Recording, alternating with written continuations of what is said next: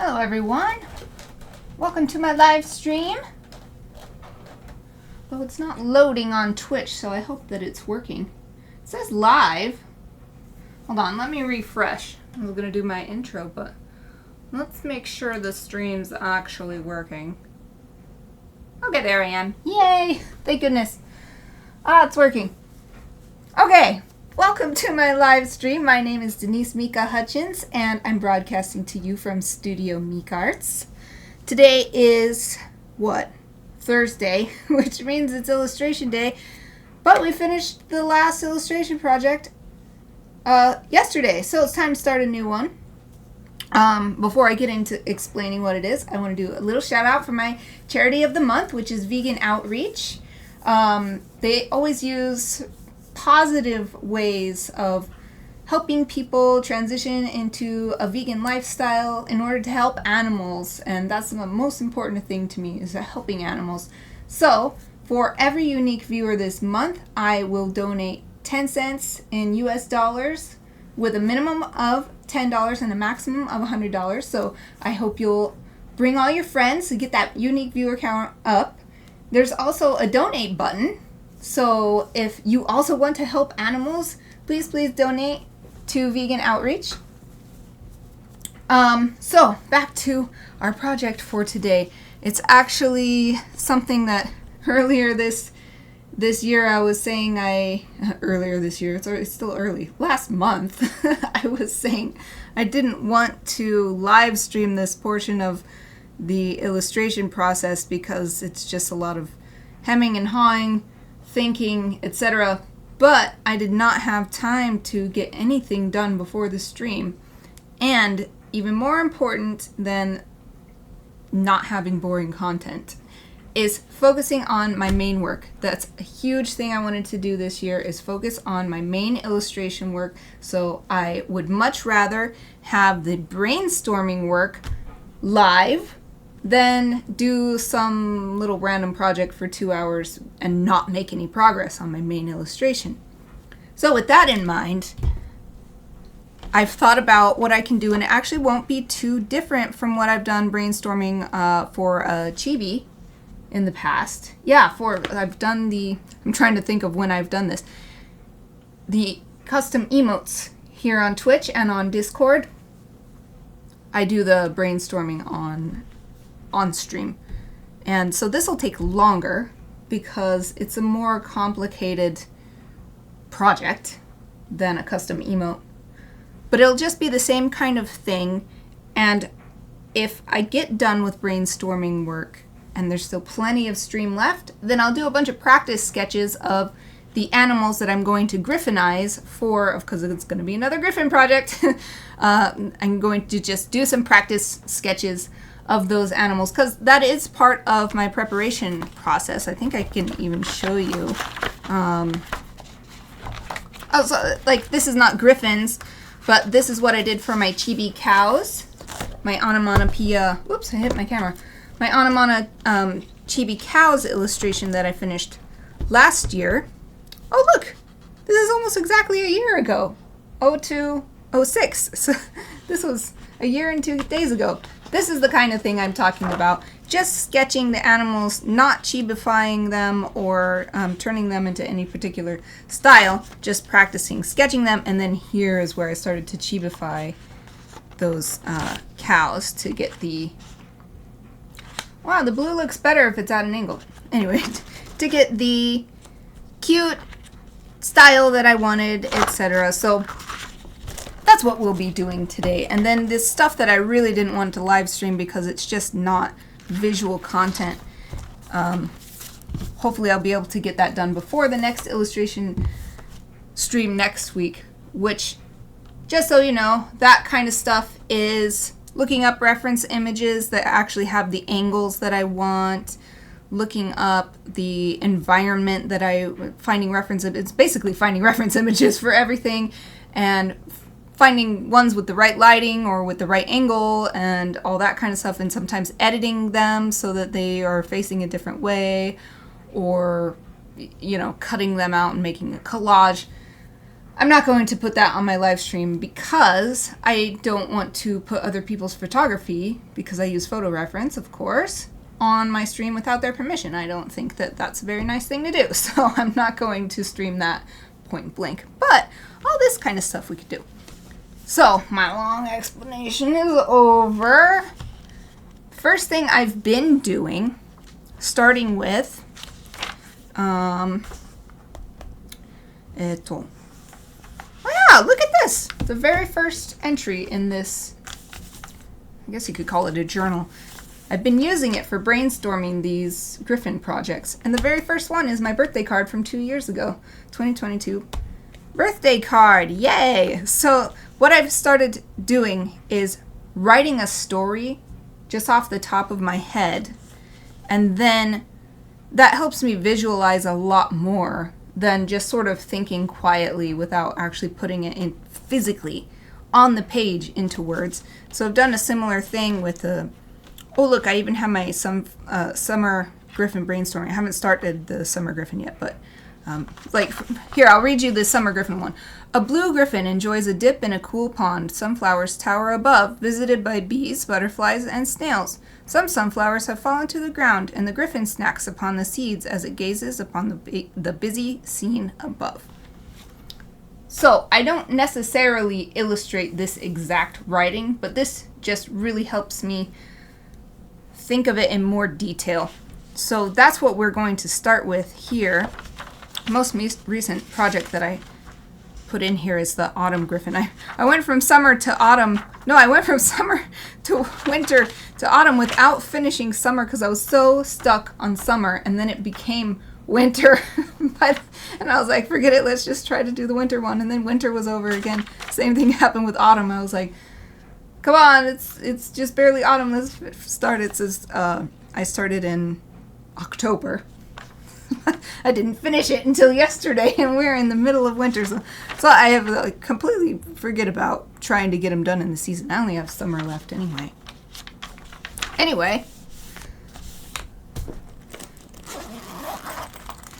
You're learning a lot about the behind the scenes stuff of my process, or the stuff that goes on in my head, the things I think to myself. Okay, use my fun. I like this pen. It just came in a Mito in a box, I think, so I didn't buy it myself, but it's cool because, see, it's barely making any noise at all, shaking it. Just the tiniest bit. It's designed to be as quiet as possible. So, like, it just makes that one click sound when it goes back up. So, like, this red will go back up. And then also it has the 3 colors, black, blue, and red, so that's cool. I'm going to use black, though. I don't need my sketchbook right now, actually. It'll be easier if I put it off to the side. So let's see. We'll title it 2024 Birthday Card.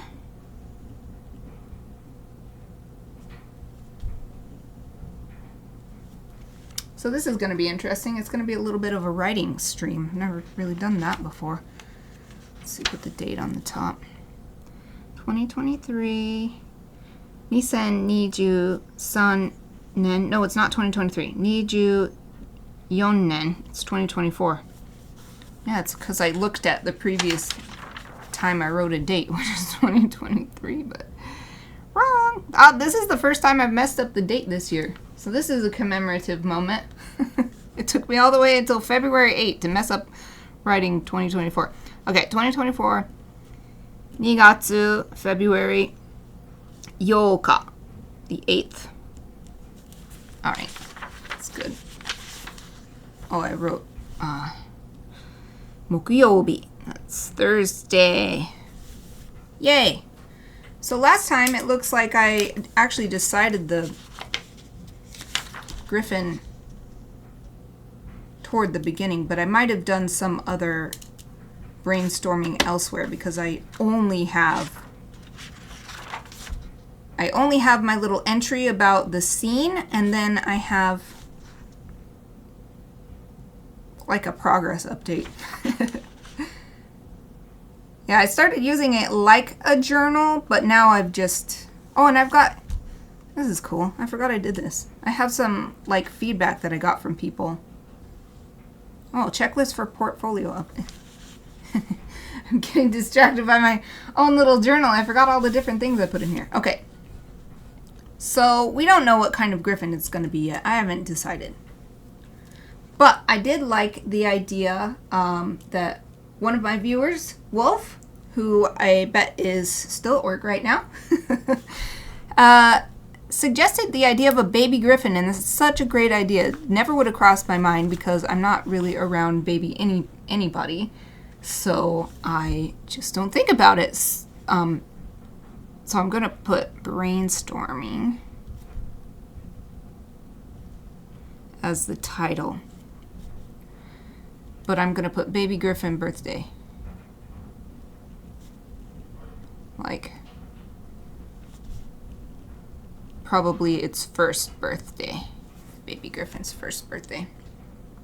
So first, I like to do just a list of words that come to mind. So fun, happy, baby, cute, little, toys, cake, family. What else? Nest. Mommy. Daddy. Love. Joy. Friends. Siblings. Wonder. Candle. Celebration. Nani nani. What else? When I can't think of anything, I start looking up images on Google and get some word ideas from those. So I'm going to put baby first birthday to start with, and just see what images come up.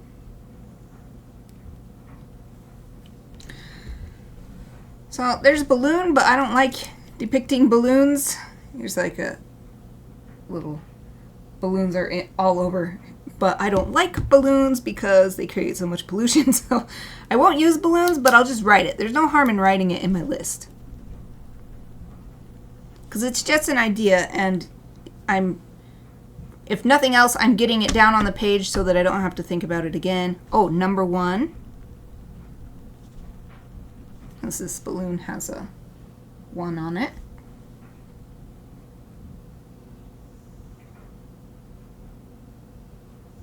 Well, that's a cool idea.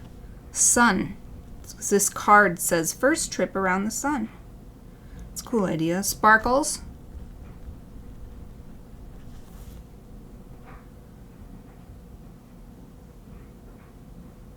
One with the force. It's funny. It's all balloons though. That is all written with balloons. No balloons, please. Me no likey adding the trash. One-osaurus. There's so many dinosaur birthdays. Ooh, stars.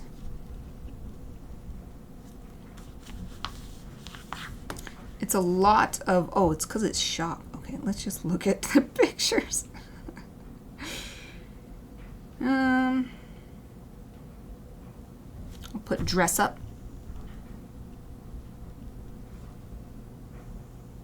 Did I write surprise? I didn't. Surprise.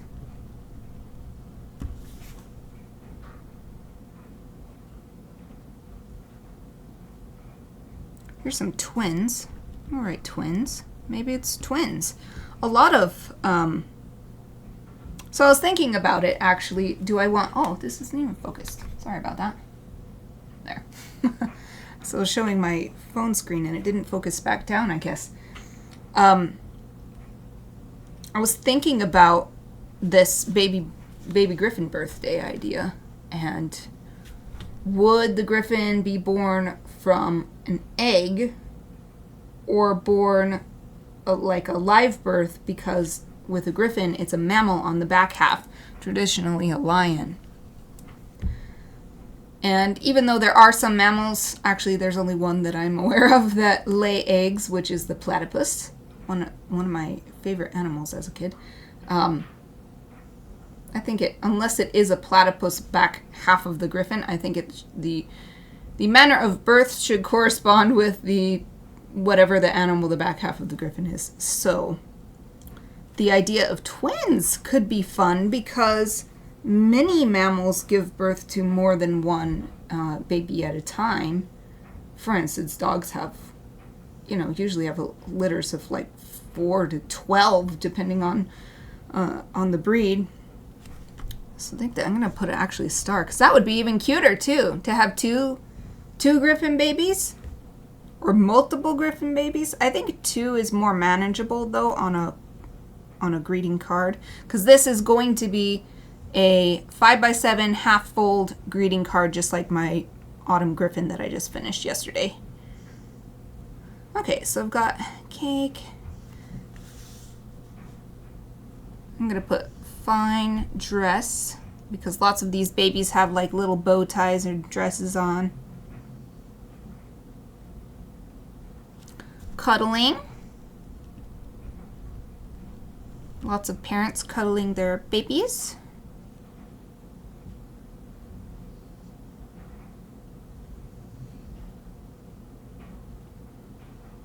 Cupcakes.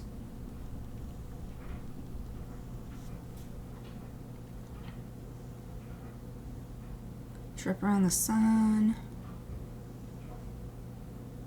Look at this. Look at this kid. Yeah. In my mind, that's the best thing about the first birthday. Both for the people watching and for the kid. Stuff in the face of the cake. Oh, hats. Party hats. I don't want to make it too anthropomorphized. Sorry, it doesn't want to focus back down after I show my screen. Okay, after I show my camera screen. I don't want to anthropomorphize too much in that, like, I don't want it to be a completely human environment and completely human clothing and stuff, but on a griffin, if that makes sense.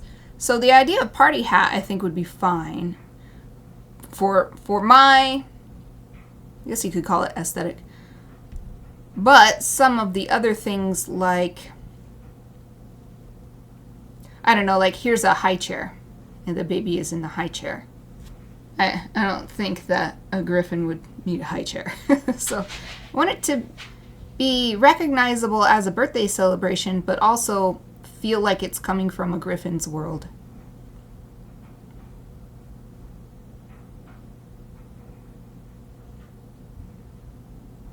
There's a sports one. How to choose a first birthday theme.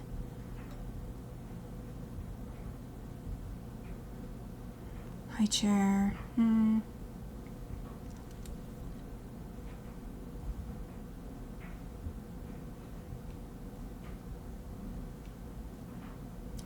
Well, I'm not really getting any new ideas from these pictures. So I did want to look up. I'll just search baby lions with mother and see if that gives me some. Oh, that's so cute. Oh my goodness, all of these pictures are extremely cute. Oh, look at this one grabbing the mama's tail. Oh. Okay, so I already put cuddling, right? So this is the very first picture, cuddling.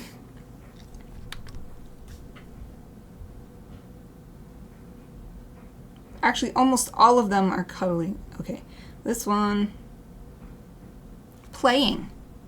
I put games? Did I put games? I don't think I did. I don't think I put playing or games. And there's games.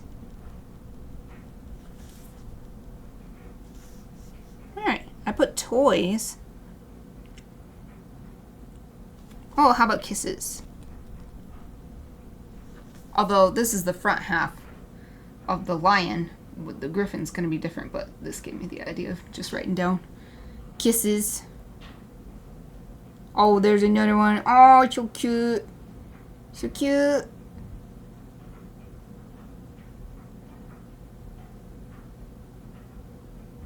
Alright, I think that's good from that. Let's look at baby eagles.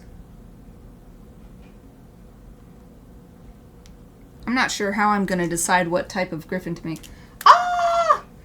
El Penguin! Hello! How are you? I'm so glad to see you. How are you doing? Thank you for joining me.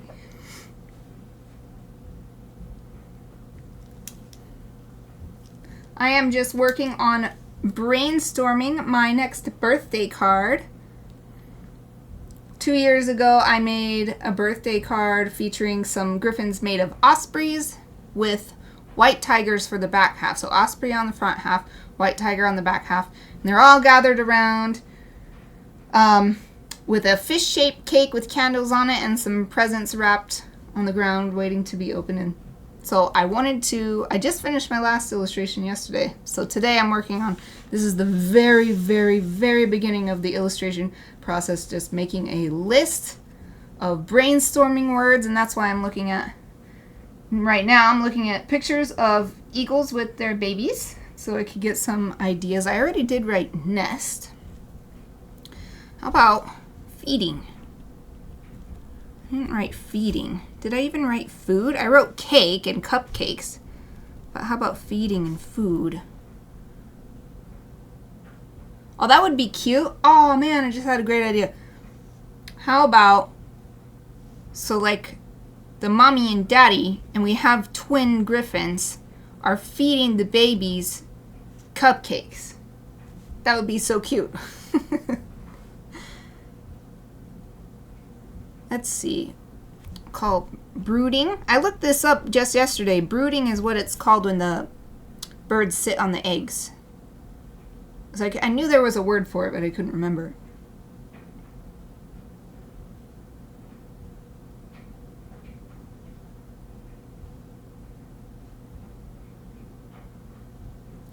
So looking for more. How about flying? It might be baby's first flight for a 1-year-old Gryphon. Who knows? Because Gryphons aren't real, so I can do whatever I want.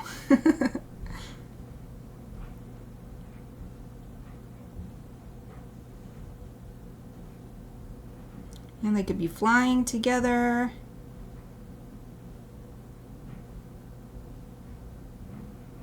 And mostly just sitting together and eating together. Cuddling in their nests.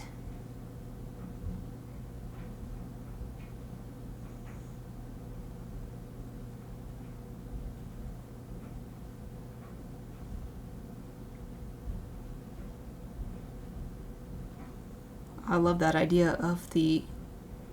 So see, I would not have gotten that idea if I hadn't come all this way writing all these different words and coming, like, seeing the idea of twins. Things I never would have thought of twins without seeing that picture that with two little twin human babies celebrating their first birthday. And so many of these eagles also have multiple babies, so it makes sense for there to be twins or even more. Maybe we could do triplets, just because I was taught in my illustration classes that it's better to have groups of odd numbers. From a composition standpoint, odd numbers are more satisfying, more visually satisfying. So if we had 3 babies and 2 parents, so the mommy and daddy, and we could even have one triplet has already gotten a cupcake. Oh, this is great. Okay. I feel ready to write my little description. So just like what I wrote here at the beginning, just a scene, writing out a scene. So I'm going to go quiet for a second while I write this, and then I'll read it to you. So this is just completely off the cuff, so it might not be the best of writing, but at least you're seeing my illustration process. I think it might be a bit interesting. I don't know of anybody else who does things quite the same way as me. So, okay, here we go. Just a little quiet time while I think about, okay, I'm actually going to, so I love the idea of feeding them cupcakes because then they can each individually. So cross out that one. We want triplets feeding, okay, we want mommy and daddy feeding triplets cupcakes.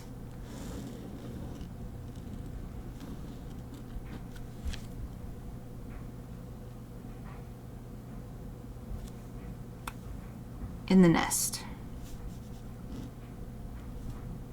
Yes, I think that's good.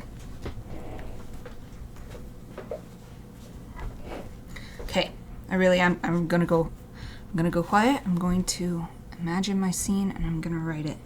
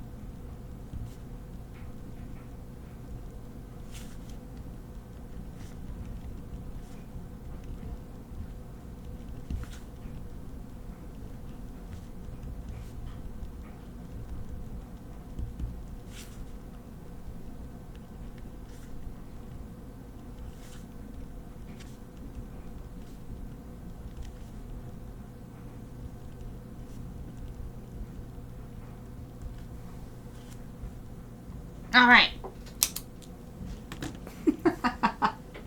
Wolf is here. Hello.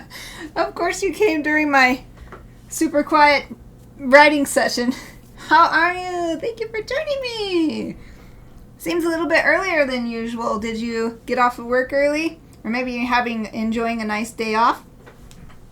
Hope you're doing well. Guess I'll explain what I'm up to. So since I finished my illustration yesterday, I of course want to start a new one today, but I had a bit of a conundrum because I had not done any prep work for what I wanted my next illustration to be, which is my birthday card. I've made one before. And then, oh, you get off at different times. Oh, okay. Excellent. Yeah, I'm glad that you could get home a little bit earlier sometimes and to spend some lovely time with your beautiful puppy. So, yeah, I decided to, even though it's not the kind of thing I would normally want to stream, have this stuff on my stream rather than working on some other project, because at least this way, even if my stream isn't quite normal, at least I'm still making progress. So what I've done so far is my usual list of words, brainstorming, looking at images based on search terms and coming up with ideas. And I really liked where we were going, so I did what I have been doing since 2022 when I started this notebook, is write this story out, and then that really helps me visualize what the illustration should look like. Oh, I'm so glad you think so. I hope this one will be good. I loved your idea that you gave me the other day of the baby's first birthday with Gryphon. So that's what actually the whole thing is based on. It. Baby Gryphon birthday. So I really like that idea. I never would have thought of that on my own. But it's so nice to have this. It's so collaborative here. It's almost just like being back in school without the pressure of tests. So I got a bunch of keywords that I really liked from my brainstorming list.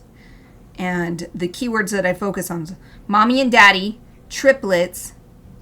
So mommy and daddy, feeding, triplets, cupcakes, in the nest. So that's what this swirl is pointing. And so that's what I was writing. So I shall read it. I guess I'll hold it so you can see it too. So I'll read it out.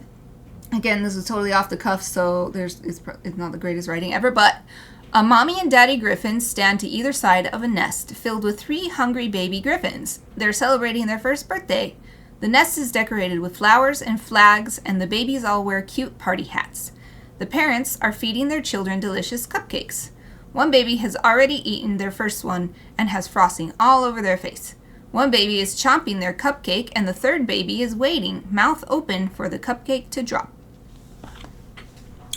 So, having written that, I'm quite happy with that idea. I don't even think I want to change anything about it. Of course, as the sketch comes along, I will definitely be adding more details or maybe changing stuff. Like, as I was writing this, I was like, oh, the parents could be wearing some party hats too or something. But, yeah, I think this is a nice base scene. What are the party hats made of? So, it'll depend on, this is what I'm imagining, but it depends on the Gryphons, because I like to make, so for instance with the previous illustration, since you know what I'm talking about, this previous illustration, I had ospreys with white tigers, so I put them in a, like an evergreen forest environment. So if I did the more traditional Gryphon, for instance, with an eagle on the front and a lion on the back, I might put them in a more like savanna environment. And then, so I'm getting to your question, that also informs all of the other smaller elements, because I like it to feel like these things belong in this world. I was talking about a little earlier on this stream that I was looking through baby's first birthday pictures, and there was lots of babies in high chairs, and I'm like, this is the kind of thing that just won't work, because I don't see a Gryphon being in a high chair. That's too human of a thing. So for the party hats, like if I did osprey, just thinking about if I did that same illustration but I put party hats on it, I'd want them to be made of like craft paper and maybe decorated with berries and pine cones and stuff. So I'd want the materials of any accessories to match the environment they're in, to feel like they came from that environment. Are there other Gryphon types at the party on other limbs? Oh, I see. To be honest, I was imagining the nest being on the ground. I don't know why, because I haven't decided what the Gryphons would be. But that would be a nice addition. I'll write that down. Yay! Thanks for these ideas. Could add, because I did have family, friends on here. Could add more Gryphons to scene. Yeah, I guess I was just imagining, I wrote science scene. I was imagining Gryphons the same size as the ones from the last illustration, but they don't necessarily have to be that big. I could do a small Gryphon. That would be something different from, although I've been doing all small Gryphons for my seasonal greeting cards series, so, but I'll think about it, because if it was a smaller Gryphons, then they would have their nests up high, because that would be safer for them, and also they'd be small enough for the nest to be up high. So on branches, etc.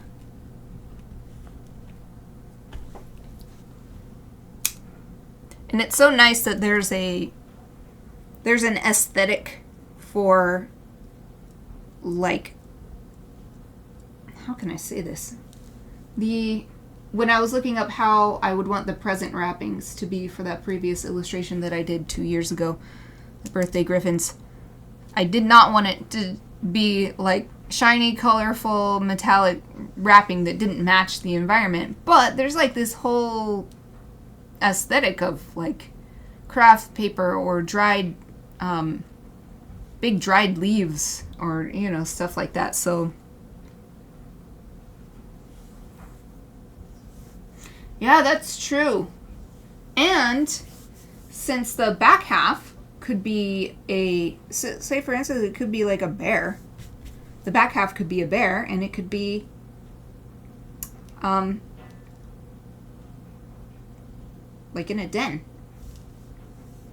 I have actually done a bat Gryphon, and it's very, very hard, because the way the wings work, it's hard because they're mammal wings. And then, so the front half is not a bird.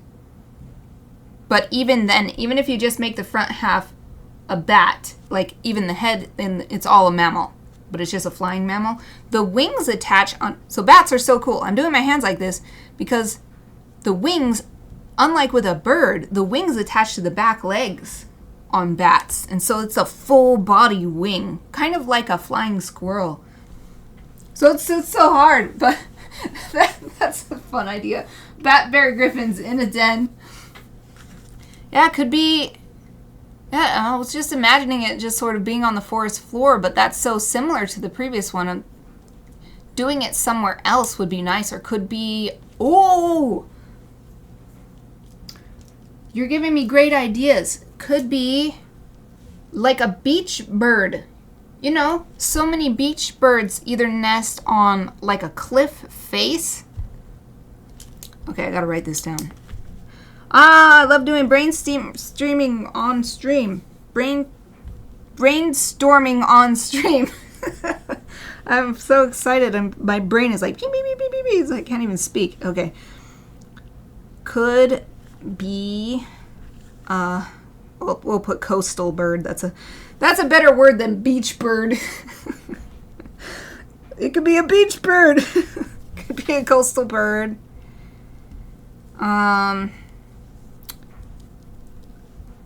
Either cliff face, and some birds nest directly on the ground, like in just rocky nests, and that's like just a totally different. And that would be so different doing a beach scene.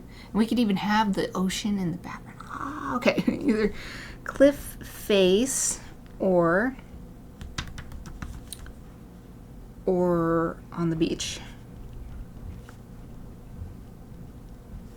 I don't think, though, I will do what I did for one of those Inktober drawings. It's fun when it's Inktober, but I really like the idea of using. I prefer my Gryphons to be quadrupedal, so I won't do like a seal or a walrus for the back half of the Gryphon. It's just, it's too much. It's too much to make it work. It feels like it's just not. It's not my Gryphon aesthetic. My Gryphon aesthetic is some sort of bird with some sort of quadrupedal mammal.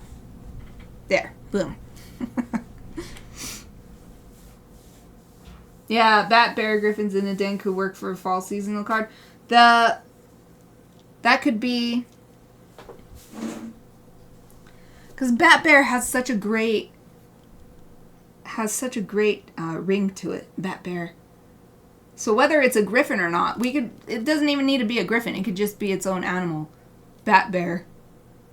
That would be fun. That'd be a fun, like, little chibi project to do on a Chibi Friday. Just make it chibi so it's cute, and then put a bat and a bear together somehow. Alright, I love this. I love this. Mad. That's mad. Hold on. This is the best. I'm glad I'm doing brainstorming on stream. Okay. Toucan. I don't know how to draw them offhand, but I know they have a big beak. Toucan. And some nice wings. And big spider body. It's fuzzy. This is a fuzzy spider body. And we'll say this has stripes. This is stripings. Ah! I'm smearing it. I don't normally sketch with this pen. I normally just write with it. And then the legs. 8 legs for our lovely spider. I always do my best to rescue my spiders and any spiders that come in my house. I've started thinking that all the bugs and spiders and little creepy crawlies that I don't really want in here, I have a feeling they don't really want to be in here either, because there's nothing for them to eat. So I do my best to get them out. I'm like, you're too adventurous. Get back outside. There it is. This is quick sketch. It's all smudged, but... Well, now I know not to sketch with this pen. Hold on.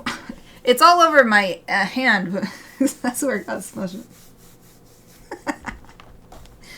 Here's a close-up nightmare mule. It's actually kind of cute, I think. There, it's going to be up in the corner for anybody to be like... Anybody pops in here and they're like, what the heck?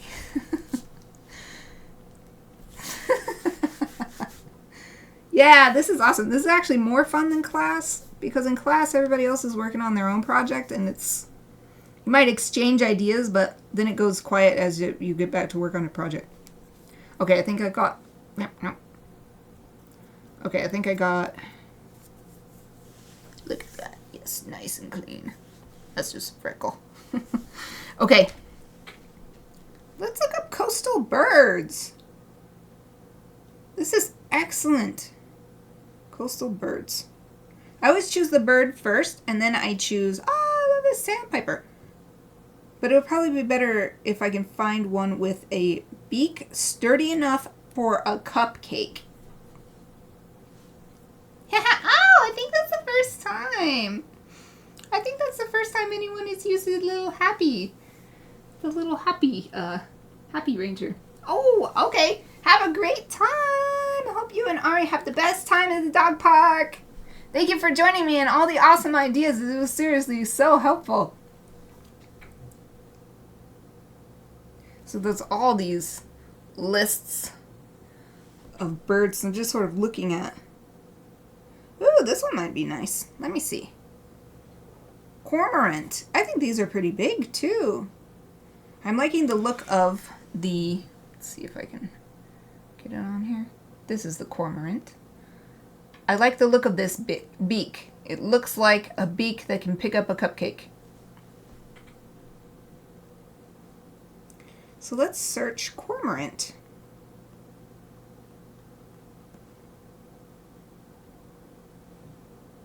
Oh, so beautiful. What a beautiful... This one is so cute. I almost feel like I'm crying. From Wikipedia. What a beautiful, beautiful bird. It's just so lovely. Oh. I gotta go to Wikipedia. Gorgeous. Gorgeous bird. Oh my god. It's so cute. This one is called Oh, and what a funny name. Okay, what do you call the name when it's... Oh, I can't remember. The not scientific name is the little pied cormorant. And pied means two-colored. So, obviously, that makes sense because it's a little black and white cormorant. The Latin scientific name is Microcarbo melanoleucos. I wonder why it's called Microcarbo. Okay, I'm going to go down here. So I like to look this up not only for... Oh, and Exie is here! Hello, Exie! Yay! Exie arrived just in time as Wolf headed out to the dog park. Exie gets here so that I'm not alone. How are you, Exie? Hope you're doing great. Hope you have a great day so far since we parted ways yesterday.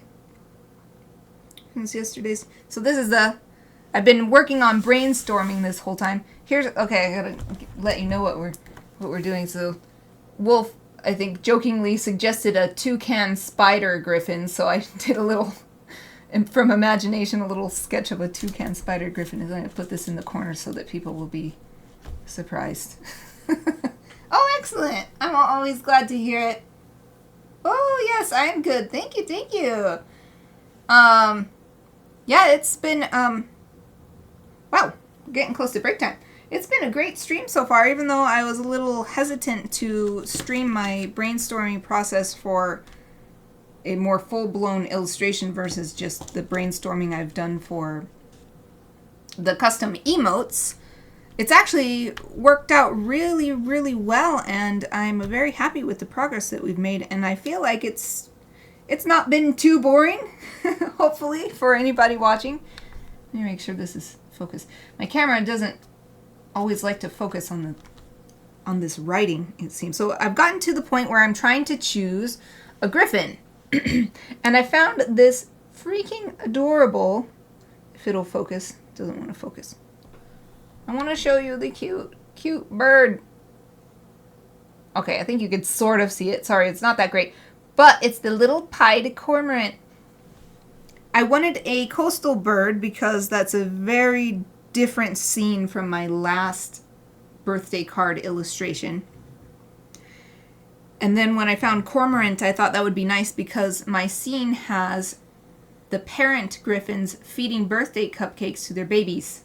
So I wanted a coastal bird. There's lots of them that have like really long, thin beaks, and I just don't think that's conducive to picking up and feeding anybody a cupcake. So I wanted a bird with a more stout beak, and I found this one. I found a different cormorant, but then when I just searched cormorant, this one came up, and it's just too cute. I've got to do this one. So now I'm just on Wikipedia. So actually, this is the kind of stuff I like to write down. So it's little pied cormorant.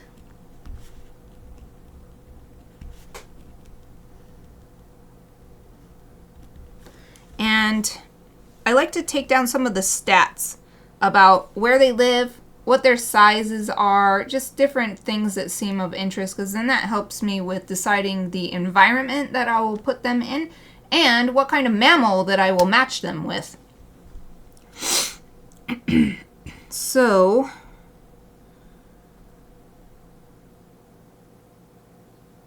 but this is just any cormorant. That's weird. So this is, oh, is this just about, oh, this is just about, okay, let me go to the actual little pied cormorant page.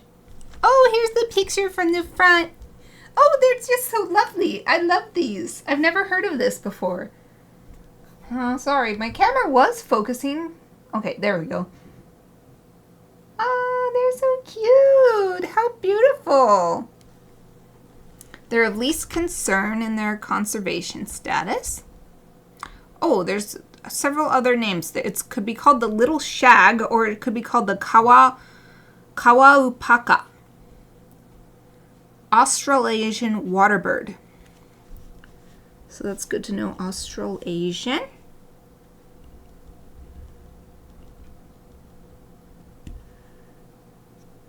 Australia, New Guinea, New Zealand, etc. Oh, they even go to the sub-Antarctic. Small, short-billed, blurb, blurb. There's 3 subspecies. Interesting. Okay. Okay. Taxonomy. Let's see.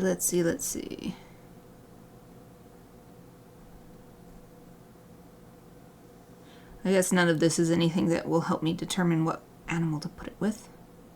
Wing drying pose. That's so cute. That pose that brought me to this type of cormorant is apparently a wing drying pose. Oh, it is very small. It's only gets up to about 58 centimeters. I imagine that's from the tip of the beak to the end of the tail. I don't know if... I don't see a measurement for the wingspan, but at least from this picture here, it does seem like the wingspan is longer than the length of the bird from beak to tail. 58 centimeters long. And it's not, I am definitely not so precise an illustrator that I'm going to be like trying to make sure that these are the exact right proportions for the wings or the whatever. I just like to use this information to choose a mammal that is similarly sized, or at least that mammal compared to other mammals is a similar smallness or bigness, if that makes any sense. So for instance, this being 58 centimeters, I would never pair this little pied cormorant with, let's say, what's something too big that's in the area. I would not put this with a panther. That's too big. That's too big of an animal. Okay, so let's see what else we can find. Oh, there's the little black cormorant as well. I love this one with the white belly. So the skin and the beak are yellow, but the feet are black. It's interesting. Although we don't need the feet, because we're going to put a different animal with it. Oh, the little pied cormorant makes a low cooing during courtship. All right, here's the next thing we need: distribution and habitat. So yeah, Australasian is a really good description because it's all over the place.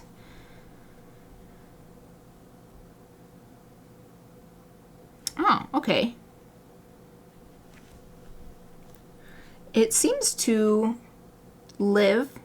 I forgot to stop my tree growing for my Focus app. Oh well, that's okay. I use the Focus app to track how long I've been writing or studying. I forgot to turn it off after my writing session, so it's been going all this time. As long as I was actually doing work, I think it's fine. All right.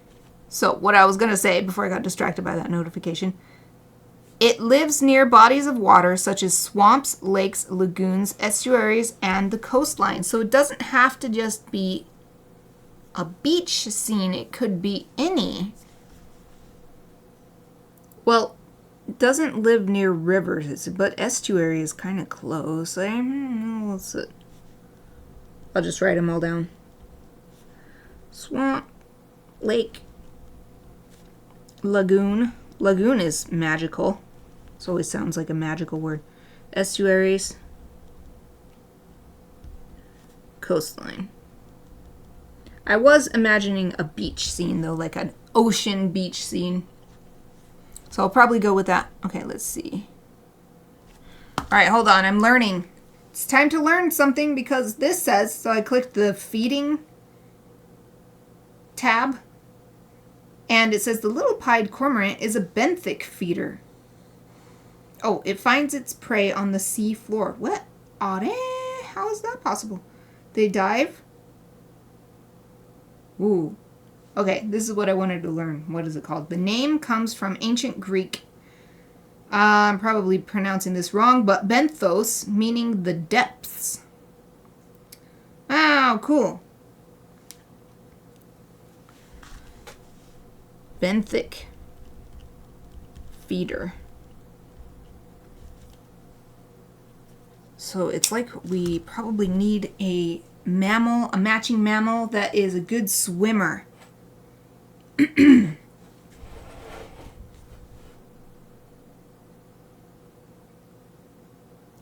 to 20-second dives. Variety of fish, prey, but unusually high proportion of crustaceans. None of this matters too much. Except maybe I'll put like little crab decorations on the cupcakes or something, you know? Fish and crustaceans. Is it crustacean with a C at the end? Yes.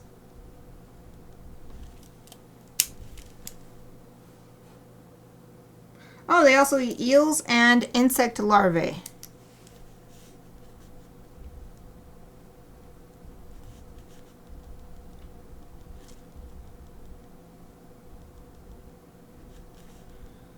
But I think the crustaceans as a decoration on the cupcakes would be a cute idea.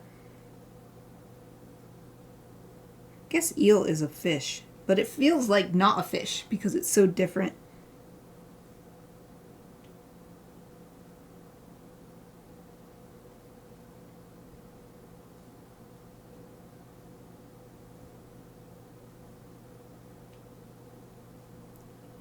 Huh. Hold on. This is so interesting. I got completely into this description, so I'll just read it to you. Eels and insect larvae are also consumed. These are brought to the surface to be swallowed. The bird will sometimes put a fish down on the surface of the water in order to reorient it and swallow it head first. Because of this habit, they suffer some kleptoparasitism from red-billed gulls. So in other words, the cormorant takes the time to set their fish down so that they can eat it the proper way, to go down smoothly. But then a red-billed gull is like, haha, slow, like finders keepers, boop, and then takes their fish. Wow. Oh man, Exy, I am pretty sure that's one of my husband's favorite shows, like ever of all time. What are you liking about it? So you started watching it from the beginning?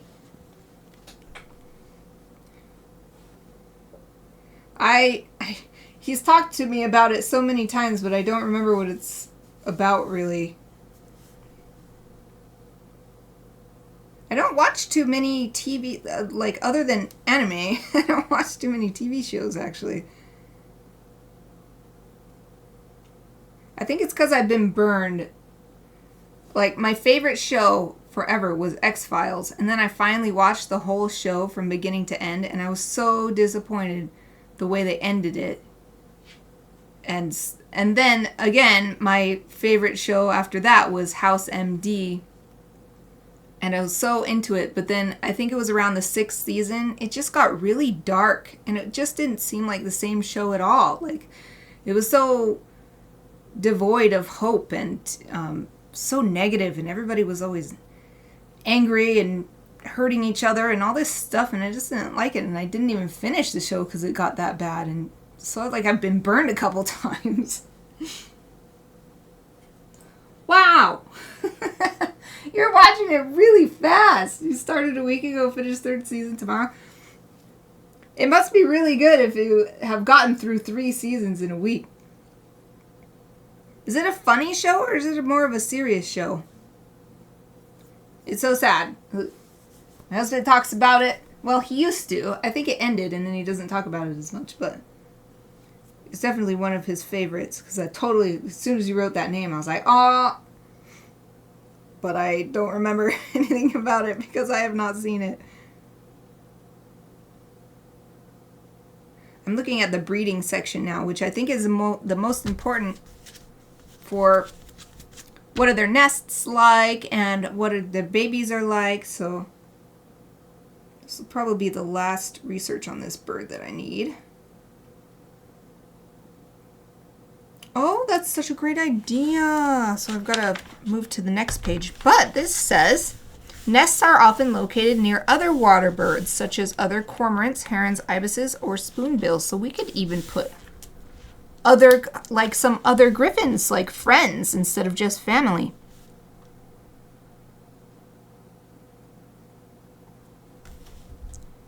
Okay. Nest equals platform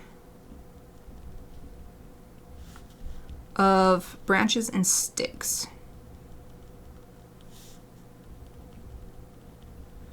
Often still green with leaves.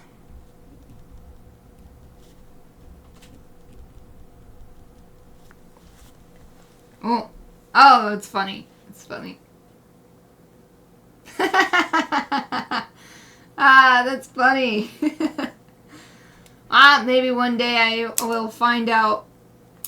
I'll take the time to find out why it's one of my husband's favorite shows, because he definitely, totally, completely loves it. It's really funny. I think that funny shows actually do have a better shelf life in my personal experience, I guess I'll say, or my opinion of shows. Because one of my first shows that I watched the whole thing was Gilligan's Island, and this is a super old show, but even though it was old, it was funny. And even though I still didn't like the way they ended that one either, since it was funny, it's more watchable. And there's more rewatch value too, I think, than a drama or mystery or science fiction. Although Sherlock, okay, never mind. I lied. I didn't lie. I didn't remember. Sherlock, that's my favorite show. There are shows that I like. Yay! Thank you, Sherlock, for being a show that has not disappointed me. It's not funny, though. Well, I mean, there's little humorous moments, but it's a mystery drama kind of show. Oh, usually eucalyptus.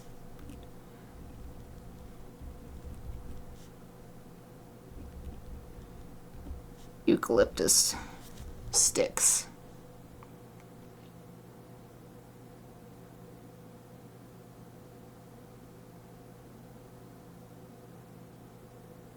Okay. Nests near other birds. Like, where did it go? Other cormorants, so other species of cormorant,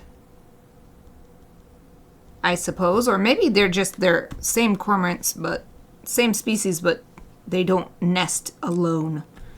Heron, ibis, spoonbill.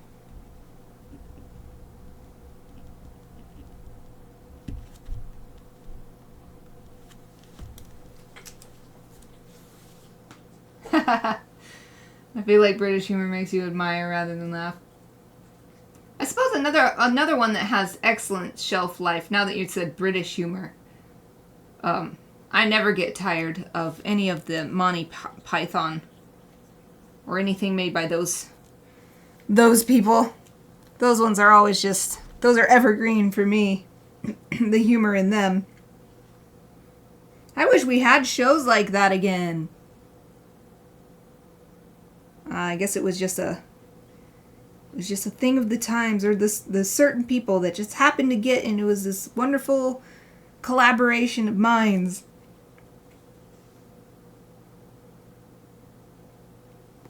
Aw. Here, I haven't been having very much interesting visual stuff on my stream, so let me show you the pictures from Wikipedia. There's one sitting on some rocks.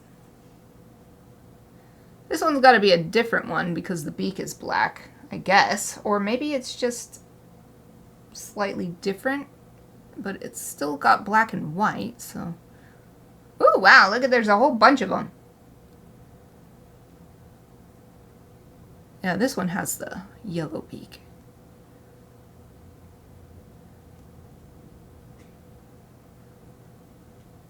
Oh, okay, that's the end. This is their, the red areas is their range. So that is actually quite important, because now I'm going to figure out what do I want the back half to be.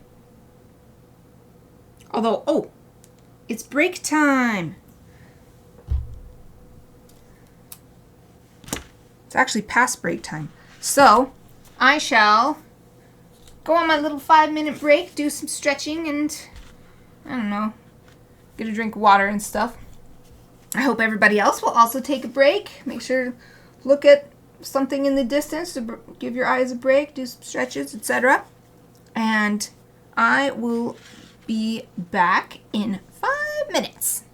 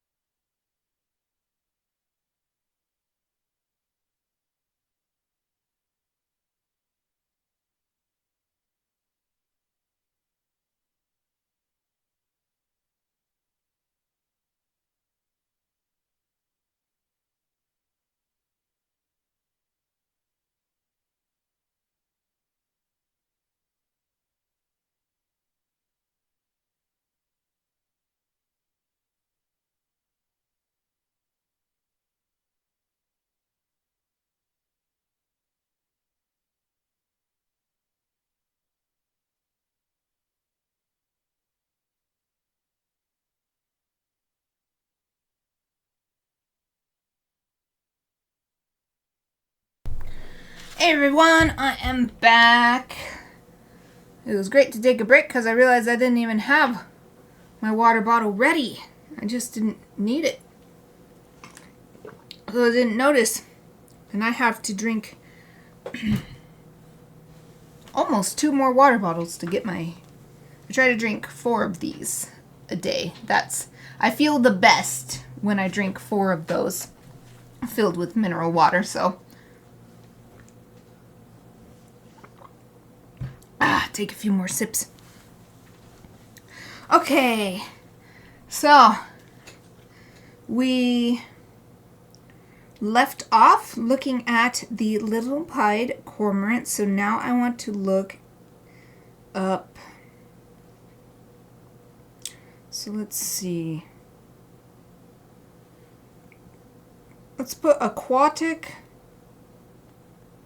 Oh, if I could spell. Aquatic Australasian. Spell. Australasian mammals. So I'd like to, that's one of the reasons why I like to take down the information about where they tend to live for my griffins so that I can pick a mammal that matches.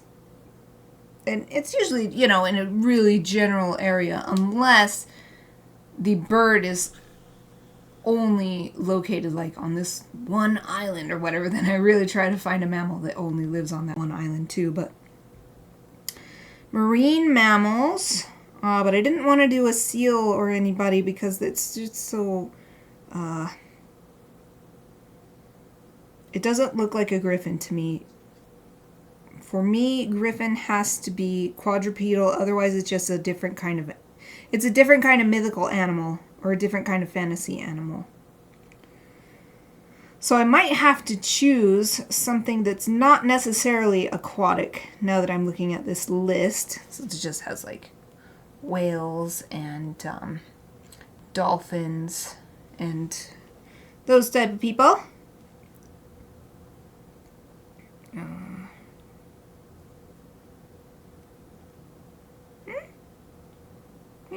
What about...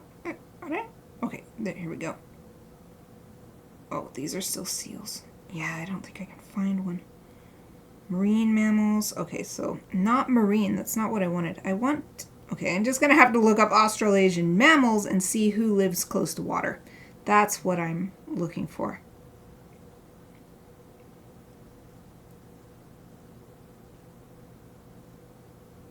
Australian. But I don't just want Australia. Maybe I have to put Australasian in quotes, because this also includes some Southeast Asian countries, so. Australasian Mammal Taxonomy Consortium. Let's just take a look at this. This is a .edu.au, so this is like a legit source.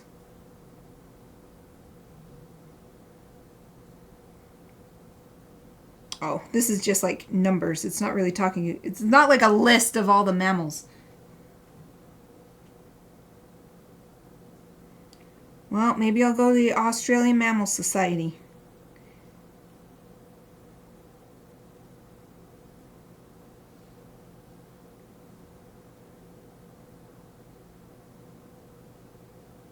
I'm seeing, I just want a list of,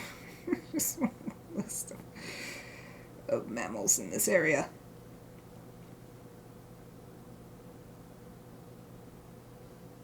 Alright, I'll just use this Wikipedia. This will be a list. Fauna of Australia.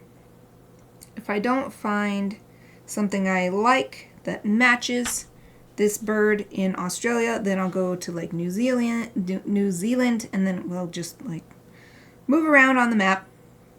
So mammals.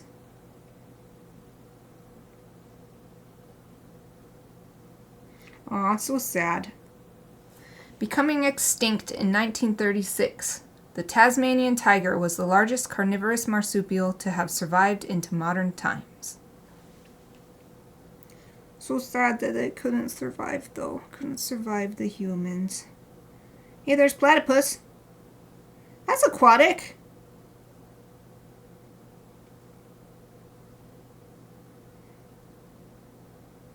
Echidna. What is this? This is so cute. This is now these days not extinct, though endangered. Oh, I'm not holding it well for you. Ah, it's not focusing. Focus. Oh, it's really hard for you to see it, but it's the spotted quoll, mainland Australia's largest carnivorous marsupial and an endangered species. Well, this bird is definitely carnivorous, so this might be a nice match. Tiger quoll.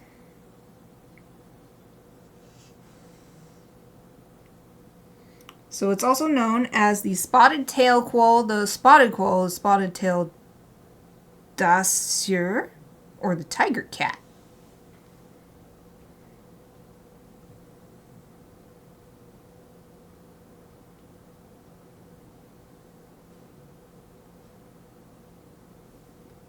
Let's look at the size. This might actually be a nice size. So we have the 58 centimeters for the bird. And often I need to just make the bird bigger for the sake of the Gryphon. So it doesn't have to be an exact match. This does it in weights. How about size? It's a bit big. Wait. This is millimeters. This might actually be perfect.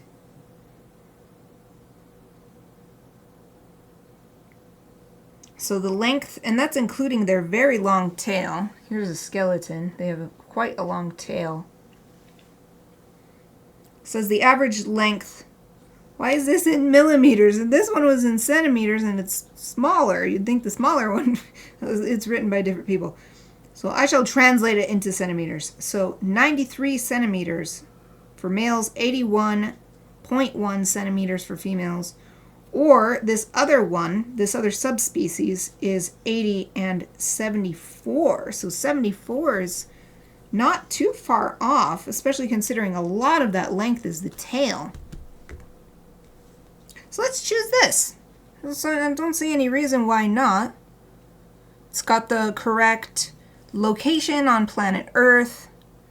Let's see, I wonder if there's any photos that I can show you other than there's just like one or two at the top, but yeah, maybe not. I'll have to just search some elsewhere. But oh wait, here we go.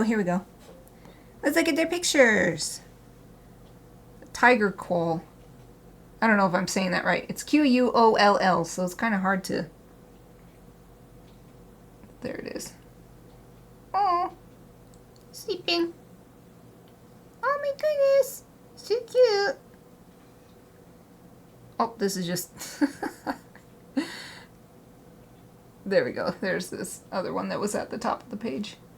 Yeah, let's do this. So it'll be interesting because the front half will be the pied cormorant. So we'll have black on the top and white on the bottom.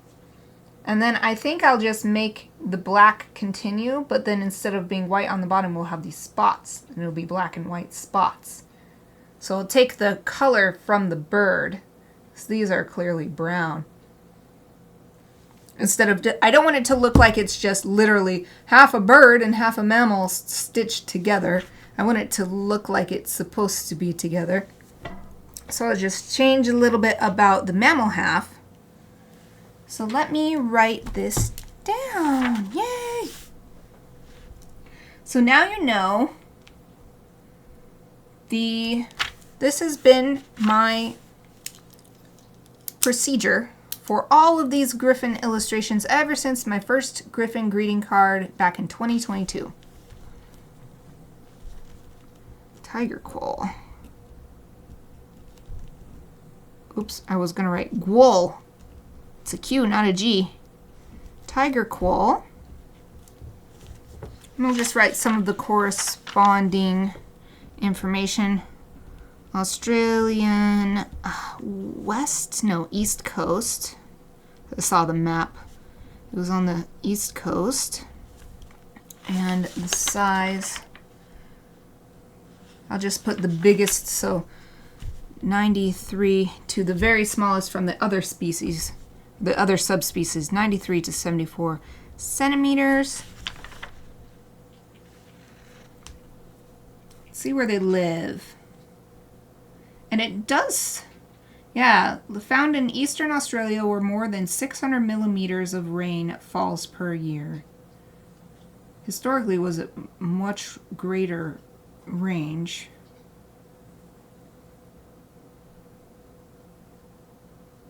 Okay, trying to see. Variety, here we go. This is what I wanted. Variety of habitats, but seem to prefer wet forests such as rainforest, closed eucalyptus forest. Oh, perfect, perfect. Eucalypt forest. That is absolutely perfect because when I wrote down this nest, it says they tend to, the birds, the cormorants, tend to prefer eucalyptus trees.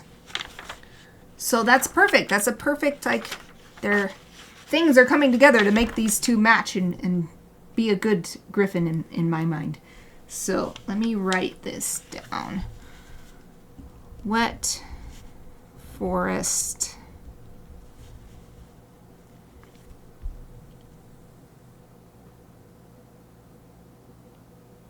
arboreal. That means that they walk around in trees, but it says only 11% of the time.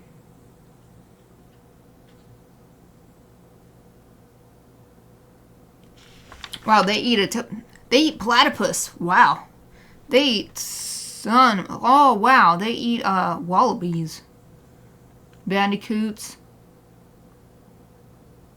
Yeah. They eat almost anything. Wow, they may scavenge from larger prey as well. I'll just put carnivorous. I wrote down some of the things that the bird eats. The bird that's going to become this griffin.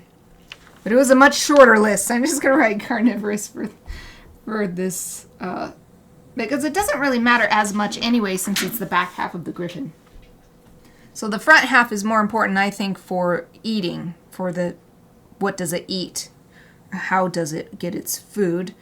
And then the back half is more important for, especially in this illustration, because we're going to be doing baby griffins. What is its reproduction like?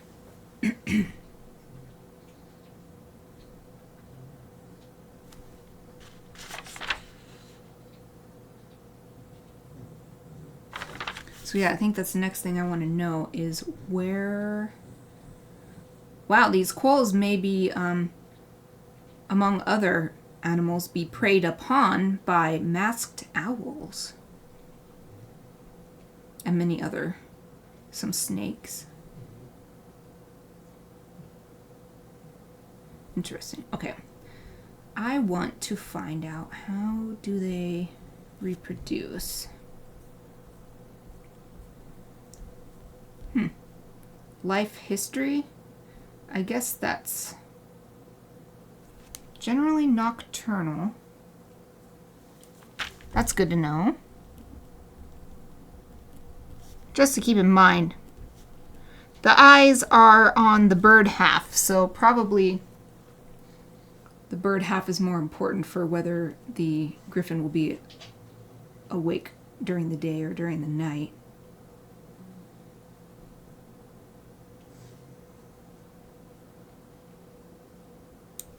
Live in dens.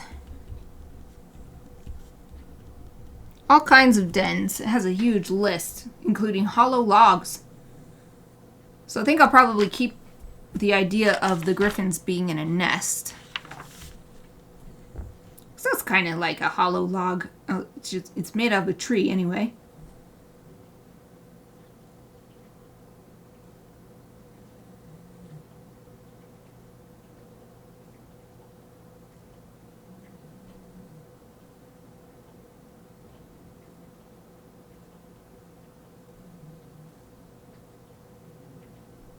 Just reading through here, seeing if there's anything that might help with my illustration.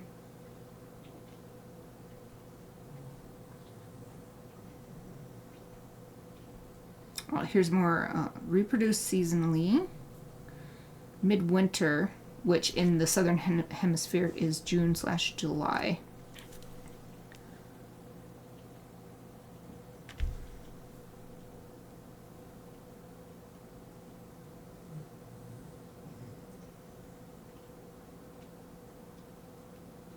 It doesn't say how long gestation time is.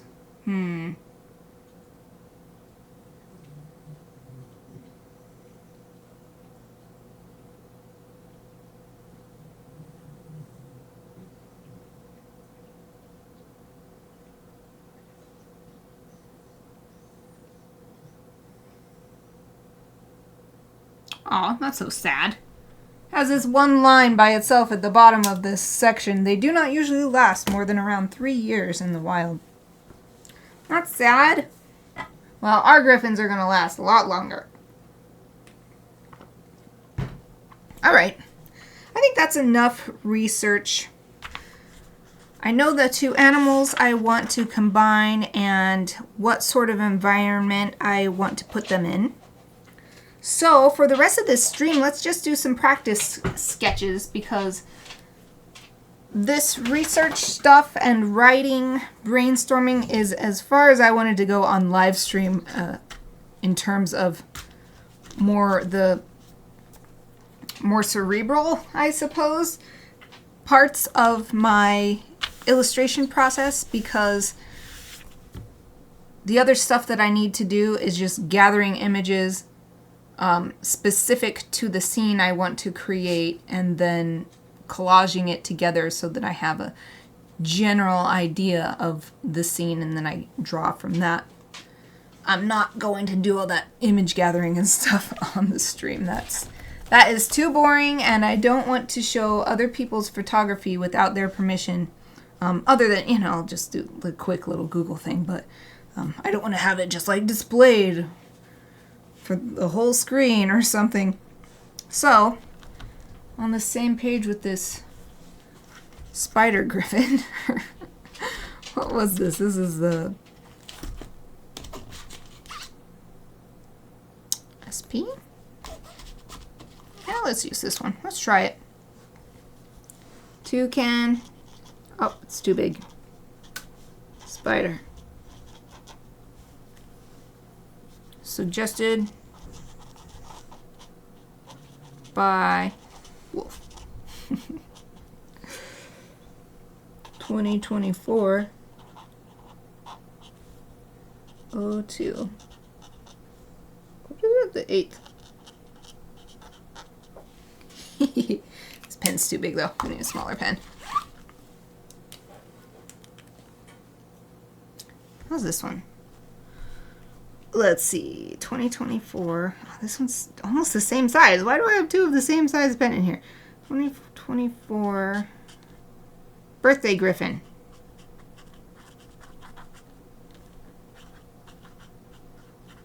Oh, this one's even bigger actually. That's why I have two. Come on, pet. Oh, here we go. I always forget to put this little cap back on it, but put it up there. This is a good one. Okay. Let's do some actual drawing on my art stream. Now that I know what I want. So, I guess what I was getting at was I want to spend the rest of the time doing practice drawings of images like these, because that is also a part of my preparation process. And it's something that I feel much better about putting on live stream versus collecting images. And we only have half an hour left, so that'll probably be an excellent amount of time to just practice drawing some of these animals before I draw the final versions. Even though I'll be working from reference, I still like to draw several different poses and several different animals, because even in the same species, each individual will be slightly different. So hopefully in the future, though, I do not plan to live stream the brainstorming process every time, because I don't think it's the most entertaining thing to live stream.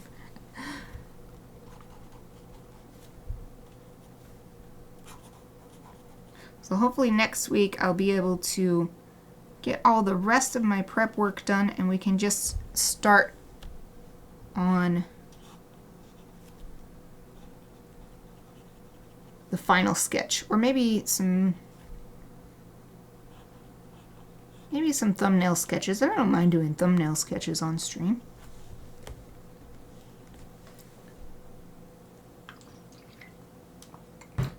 Another sip of water. Can't see these feet very well. They're so small. No! It went to a different one.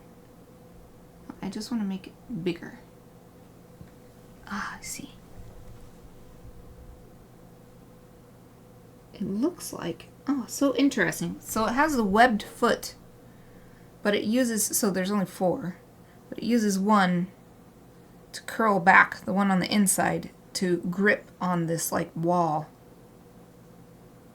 So that it's got 3 toes and 1 toe back, but they're all still webbed.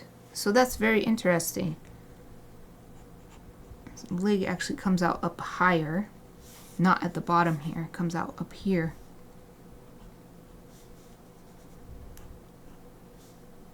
And then this is the wall that it's standing on in this picture. And that's another one.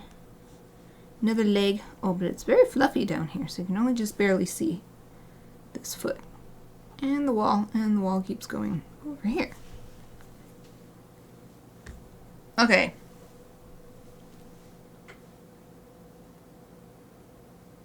I wish I could make this picture even bigger. Wait, I can't. It's on Wikipedia.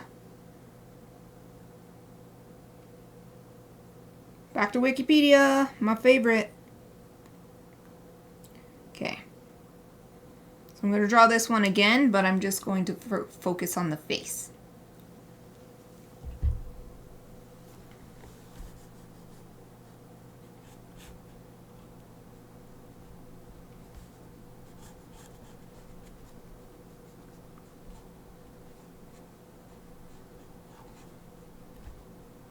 Ooh, I'm getting hungry. We have a big dinner planned tonight, so I didn't have lunch. So I can make room for the big dinner. But now I'm getting hungry. I had a little snack. Oh, yay!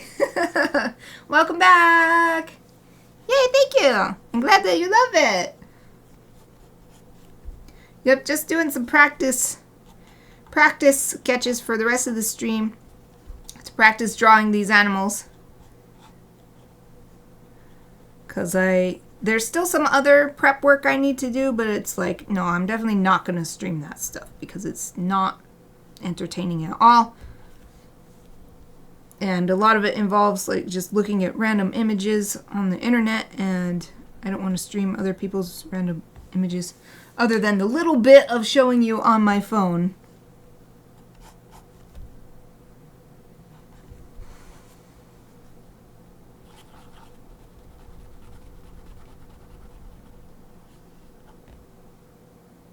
This actually has a curve to it here. And here's the separation between the white and the black feathers.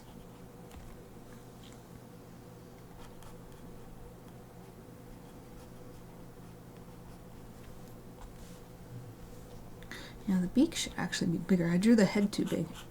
The beak should be more like this, I think. Alright, that's good. Let's see. What other pictures are there of it?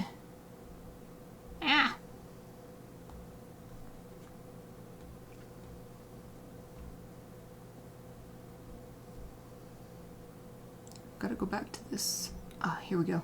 So here's all these Wikipedia images. I'll just keep drawing from the list of Wikipedia images. So I guess I'll do first a full body sketch, but it'll be quite small here.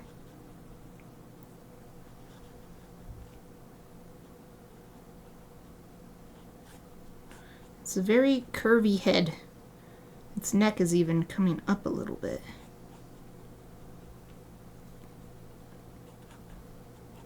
And then comes out into the chest and the wings. It has very fluffy feathers too. Not all birds have like really fluffy feathers. Sometimes they always lay rather smooth, but this is very fluffy. Very fluffy bird.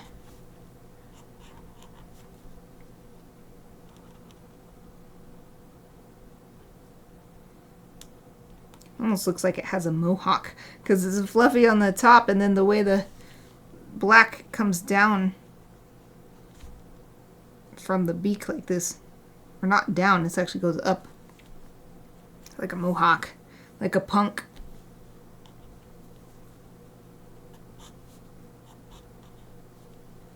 And legs. You can really see the webbed feet in this one. The feet are even overlapping like this.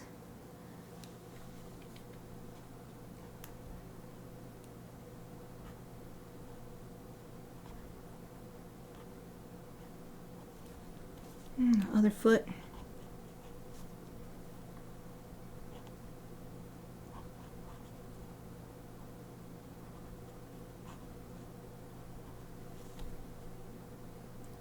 And even more fluffy feathers around the legs too. So fluffy.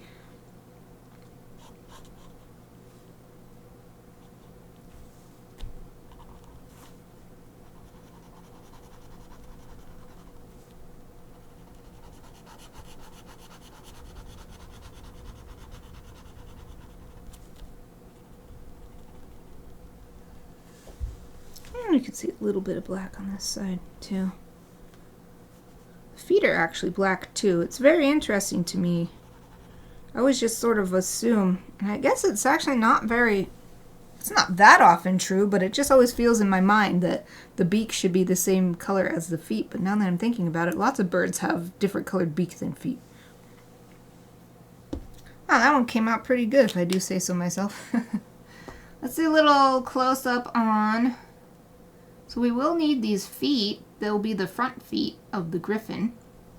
So let's do a little close-up sketch right here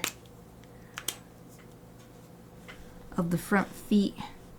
What will become the front feet.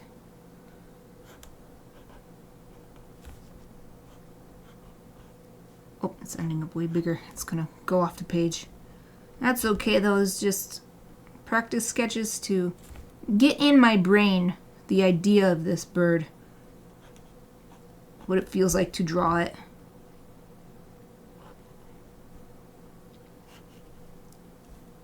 And their little claws, little talons. And the whole foot is webbed.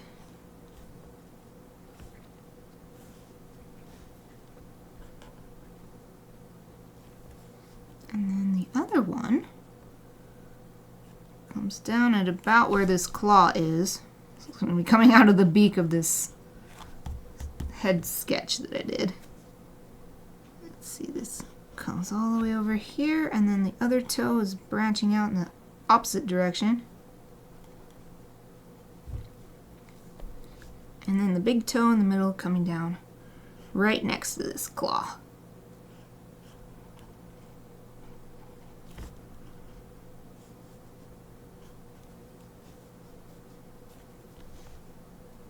And they all have this very leathery, almost, it's I guess you could call it scaly skin.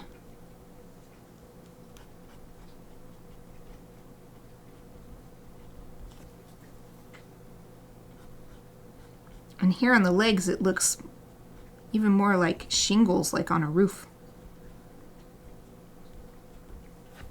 than scales like this. It's quite square. Or maybe like bricks laid next to each other.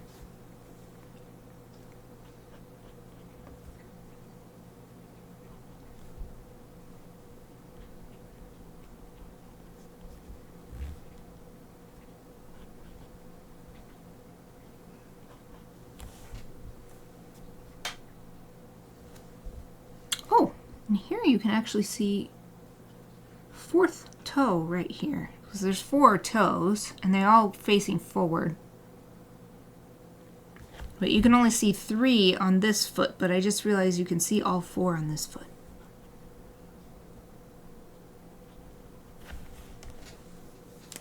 Alright, little feet sketch. Let's go to the next. If I can get it to, there we go. This one's very cute too. It's such a nice photo. So yeah, can we fit it on here? Let's just go to the next page.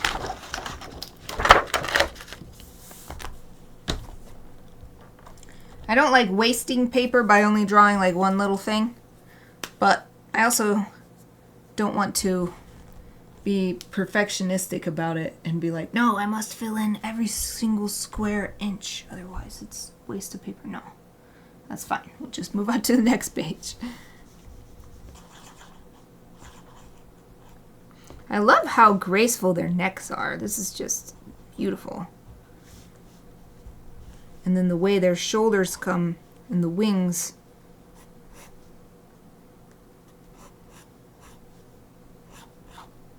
Some birds are more lovely than beautiful, and these ones are just so elegant.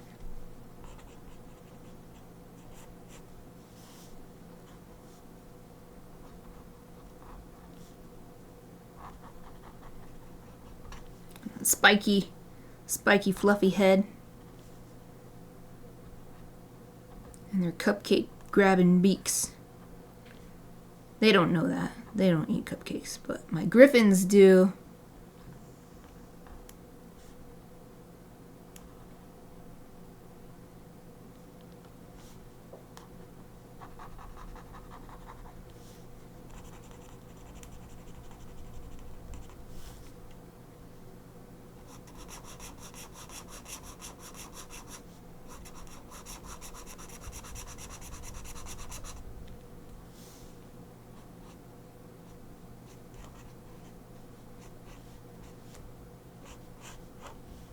And the line of the chest, even made this a little bit too big, but the line from the chest all the way down to the feet follows the curve a lot of the way of the tucked in wings.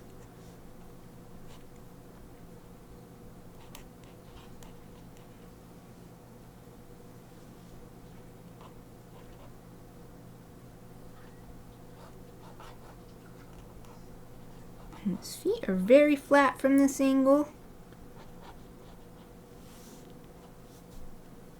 The other foot is in behind here.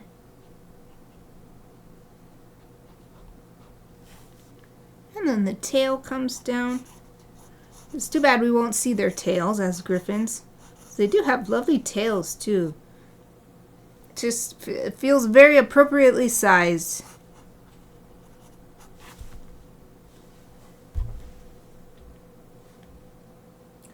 Okay, let's do another close-up on the head.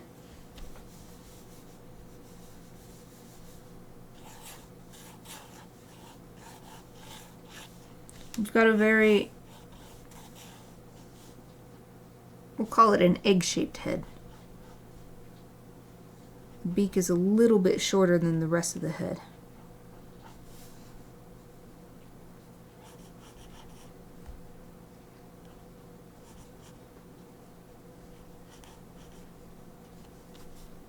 And it's interesting, the eye sits on top of the mouth.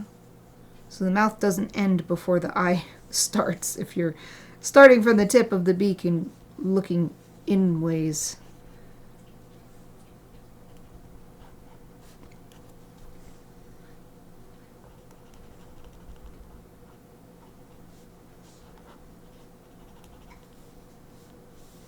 And the black on this one actually goes down the beak too. Spiky head. And it's not just a round head here either. It's kind of round here, and then it gets a little flat, like right here, and then it becomes round again as you go down the back. It's almost like two bumps.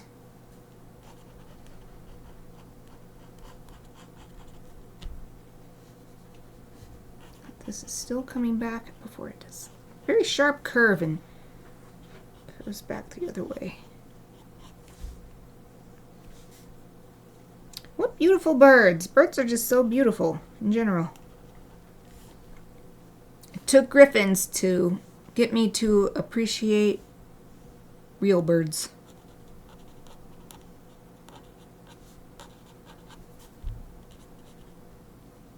It's not like I ever had anything against birds or anything, but it wasn't until I started wanting to make my own Gryphons that I was looking so closely that I could realize, wow, they're actually really awesome.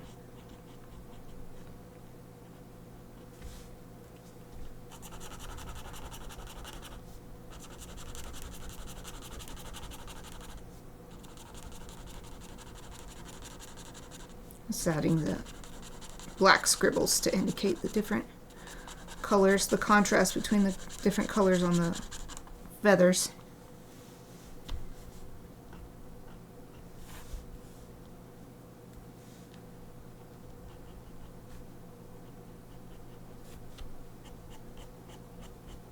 Here's some little hatching to show shadow falling here. So instead of scribbles means this is color, hatching means this is shadow.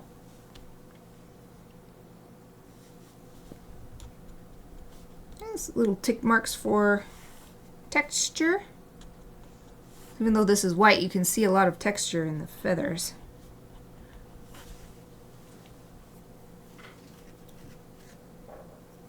Alright, that's probably good for that image.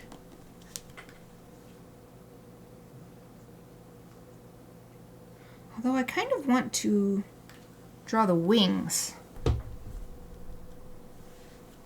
little close-up of the wings. It just smoothly goes down the back, not a feather out of place. Oh, Aoife got up. Oh, she's stretching. Sorry, Aoife, there's still 10 minutes. Aoife, my big dog Aoife. She had her vet checkup today. And also we were concerned because she had a swollen face. Her face was all swollen yesterday and was sensitive to the touch. And it turns out she has a chipped tooth. So she's going to have to get her tooth out. And I'm going to have to learn how to brush my dog's teeth. That's one thing that I've always slacked on, and I'm not going to do it anymore. I'm going to start brushing their teeth so that they don't have to have situations like this happen anymore. They're not going to like it at first, though, because the reason I've tried brushing my dog's teeth before, not with these girls, but with my previous pair of dogs, and they hated it. So that's why I was like, oh, well, I won't make them do it. But I think I was just making it more easy on myself than on them, because it's much better to get your teeth brushed every day against your will than to be put under anesthetic and have your teeth removed against your will, even if they're hurting you, because you don't know what's going on. As a dog, you don't understand what's happening. They just have to undergo it. So as much as possible, I'm going to try to avoid that and do the right thing by Aoife. But she's got to get this tooth out either way now. It's too late. Oh, so close. It's an Irish name, so it's very hard to spell. Aw, thank you. Aoife Exie says get well soon. I gave her some pats from you. Her name is spelled A-O-I-F-E. It's the name of I think we'll call it a legendary warrior princess. And the warrior princess actually loses, but she doesn't die.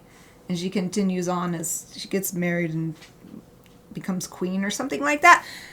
So I thought that was a good name for Aoife because Aoife survived. The people at the rescue center figured that it was a car accident, but they don't know for sure. because she was just found. And she survived, even though they didn't know if she would even survive the night, but she did. And so that's why I gave her a warrior princess name. Yeah, that's it. Aoife. It was funny, I watched a video on how to pronounce it. And the video was like, just forget the first two letters, and then you can pronounce it Aoife. Just ignore the first two letters. Let's draw a really close up of the eyes. That's something I haven't drawn in super fine detail yet. This one is very round. This fellow has a very round eye. A little highlight up at the top and a big pupil.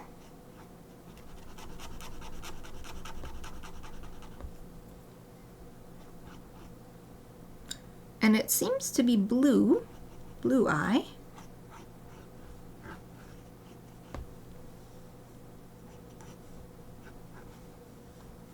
And the feathers around the outside. Teeny tiny feathers on this leathery part of the skin around the eye and the beak. Aoife laid back down. Just a status update about Aoife. I'm really happy though. Her swelling only... So she seemed to have only been in pain for 2 days so far. The day before yesterday, and then yesterday. Yesterday was the day she was all swollen. Today she is still swollen, but it's gone down by like half the size of the swelling. And she didn't seem to be in any pain whatsoever at the vet. Like they were like manipulating her face and pushing it, and she wasn't doing what she was with us when we were just like, "Hi, girl," and patting her, and she'd go jump like way back, like she was shocked or something, like an electrical shock or something. So she didn't do any of that at the vet. So at least it seems like it's already getting better on its own. But since the tooth is chipped, like we definitely don't want to leave that in there. So it'll only get worse for sure over time if we don't address it now. Oh, there's one eye. Let's go to another image. Oh, here's another one. I bet this is a juvenile because there's still a lot of brown feathers. That seems to be the case with a lot of birds. At least with Wikipedia images, I'm not too concerned about showing them on my stream because Wikipedia images are generally, how can you say, public domain, or what is it called? Common usage or something like that. Basically, people have said, you can use this. I try not to super directly use any image anyway. I just want it as reference for like, what does the foot look like from the front? But I want, just as much as I would want people to respect the images that I'm creating, I want to respect the images that others have created of photographs and stuff. So I try to use free stock photos. So for instance, I think it's called Pexels. It's like pixels but spelled with an E instead of an I. That's the first place I always go to look for reference images. And then if I can afford it, I like to give a little donation to the photographer too. Can't always afford it.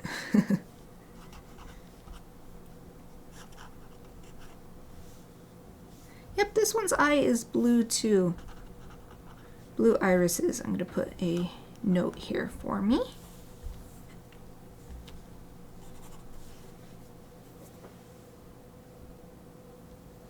Let's draw this one's head. It's very interesting because the mouth is actually open. There's not too much room on the page, but let's see. It's a sort of, it's again like it's an oblong shape. And the beak is very sharp. Seeing it open, it's a very, very sharp tip to the beak. This is an excellent reference because I am imagining at least 2 of these Gryphons having their mouths holding cupcakes.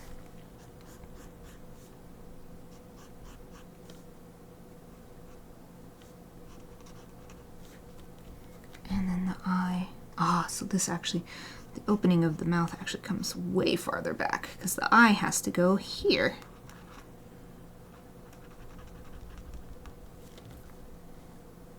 And then this yellow leathery skin.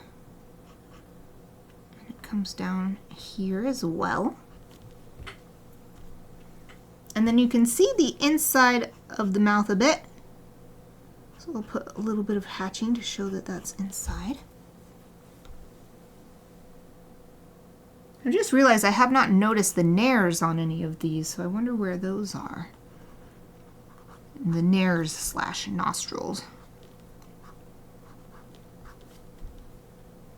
Another thing that makes me think this might be a juvenile is that the feathers are not nearly as fluffy, which is kind of counterintuitive to what I usually think of. Babies are usually fluffier, but... yeah. Good things happen because good people share things for free. Yes, I appreciate it so much.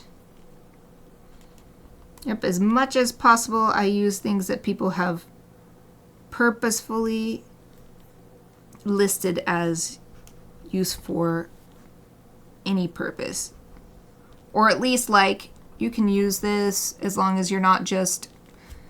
Like, this one makes sense. Like, as long as you're not just reposting it and charging someone else for this image. Like, when I first read that, I was like, I never would have thought of that, but it totally makes sense that people would do that. That's so rude, but... You know, like taking an image from a free stock site and then putting it on your own account on a paid stock site and trying to charge people for a picture that you didn't take or something. It's just so awful that anybody would do that. I never would have thought to do that.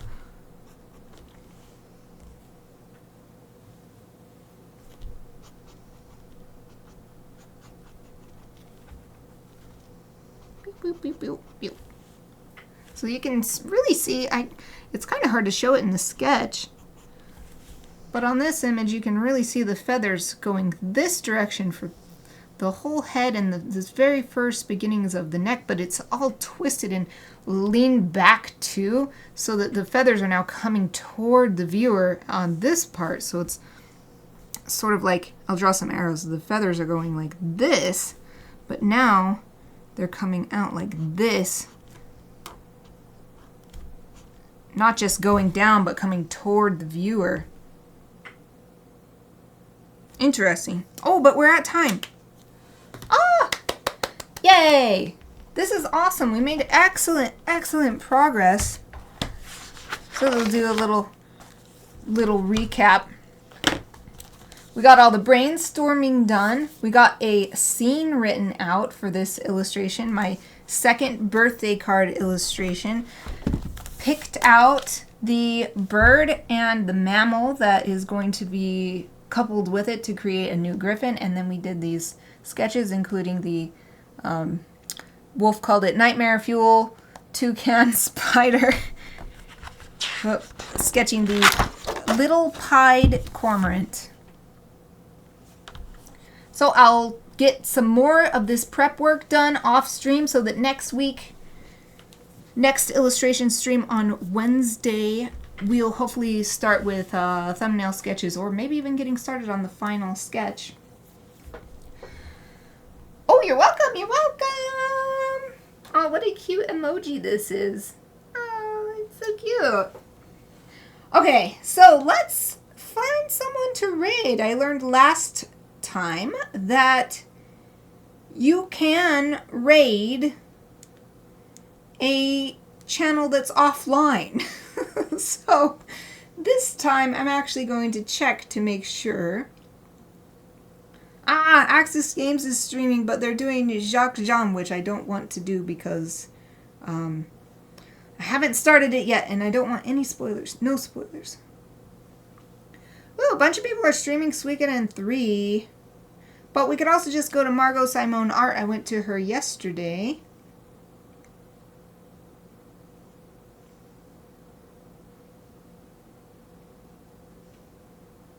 Who's in Suikoden 3? Oh, it's just 14 viewers. Oh, there's Ghetto running along. I think it might be. Let's go to, because I'd like to check out channels before. I don't want to raid some random channel and then it turns out that they're not appropriate for my audience or something, you know, since I tried to have my audience. I tried to create an environment for my audience that is welcoming to all and that kind of thing. Let's read Margot Simone Art. I don't know if I'm pronouncing her name right, but I'm going to do it from my phone, so give me a second because it's always slightly different. I have to get to my own chat. Here we go. Okay. I'm learning so much every day about Twitch. Okay. Yay! Oh, my keyboard even remembers. Okay. Oh, it's starting! Yay! Alright, before we go, thank you so much, everybody, for watching and joining me. I hope to see you tomorrow for Chibi Friday. Ah, the button's ready. Raid now!